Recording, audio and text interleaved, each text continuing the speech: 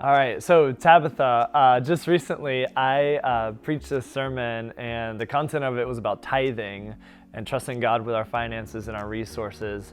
And during that sermon, you were kind of having some conversations with God that Sunday morning. So tell us about what happened then. Yeah, so I was sitting in service and just had this overwhelming feeling, and it was just like coming to me, and it was like, Tabitha, give your church $100. But what nobody really also knew is that I was having car issues at the same time, and I'm trying to struggle with them myself. Like, I gotta go get a car today. Come on, God, I need this $100. Like, can I give 20? And the voice came back louder, and it was like, no, give $100. And so I was like, all right, I'm gonna trust my gut. Yeah, so you said this voice came, like, how did that feel to you? Was it just this prompting, this thing? Because people talk about God speaking to them. Like, what was it like for you? People say you hear voices in your head. No, it wasn't like a head feeling. It was just like from deep within your soul, like your soul feeling, like that pull. You just felt that, okay. That pull. So then you gave the $100? I sure did. Yeah. Without hesitation. All right. Obviously with some hesitation, but without hesitation. Yeah. But it was like, all right, I'm not gonna fight anymore. Yeah. I left church and I was going home. I was like, I gotta go to the car dealership because I want to go see this car that I saw online last night.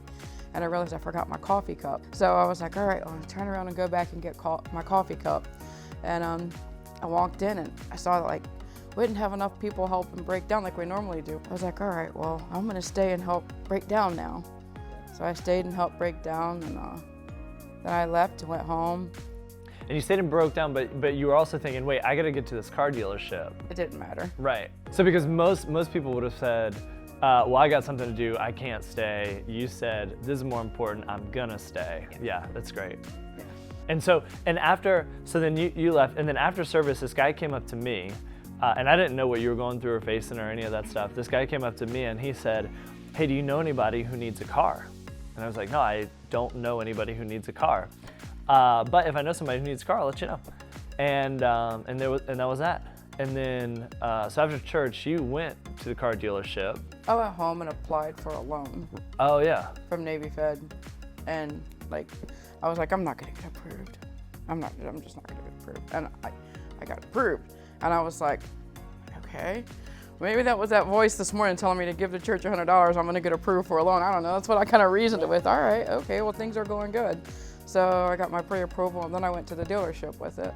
Yeah, and then so you went to the dealership, you went through all the work of the paperwork, all the things that go into getting a car. I was there for hours. Yeah, and in those hours, you had time to send me a message on Facebook about all of your experience. I read that message, and then I saw, oh, you're in need of a car. Earlier today, somebody said they had a car they were giving away.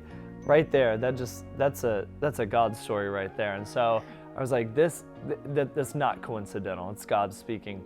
So I called you up when I got your message, and you were sitting in the car and had just pressed start on it. I was pretty much like, this is mine. I'm driving it home. And it was a 2020 Mitsubishi Outlander, and you were blue. It was everything I wanted.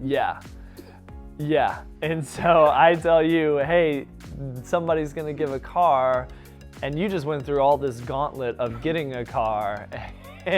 But with that car came car payments and debt for the next 6 years. And so now the tension was, what do I do? It was. Do I keep this car, go into debt, or do I go with this free car? It's not everything I want, but it helps me gain some traction. And then the next day, you made the decision, hey, we're gonna keep this 2020 car that day. And the next day you said, hey, this was weighing on me, I don't know. And then you and I talked for a while, and then you eventually made the decision, all right, we're gonna go with this free car. So you took the 2020 back to the dealership, dropped it off. How was that?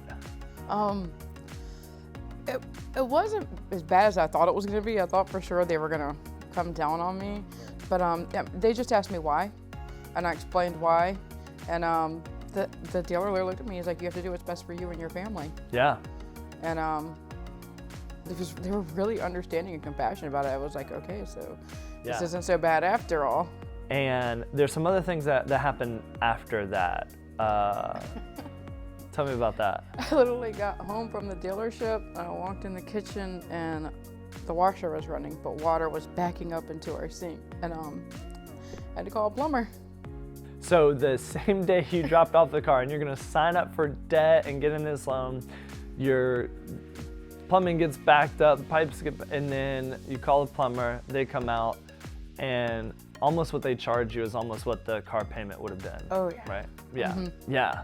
And that was gonna be a car payment essentially. So it's a good thing that you didn't make that decision. But then there's something else good that came out of this. Because you're a hairdresser, Yes. right? And so what happened? The night at the car dealership, the finance manager came in the room and she was talking to us, and I told her when I would be back tomorrow with the final paperwork and stuff, and she was like, "Oh, I won't be here to see you," and I was kind of like, "Well, you can come see me anytime you want," and I handed her my business card because I'm a hairdresser, that's what we do, right? Yeah. She actually booked an appointment with me, and she came in last night and got her hair done. Nice. So you didn't get a car, but you got a client. I got a client. Yeah. I love it. And all of this started with you taking a step of faith, this guy taking a step saying, I have this, here's what I can give. And really it branching from the preaching of God's word. God says that his word won't return void, but it accomplishes what it needs to accomplish. And so God's word landed on your heart, landed on his heart, and the two came together, and you're able to write a better story now. Yeah. Yeah.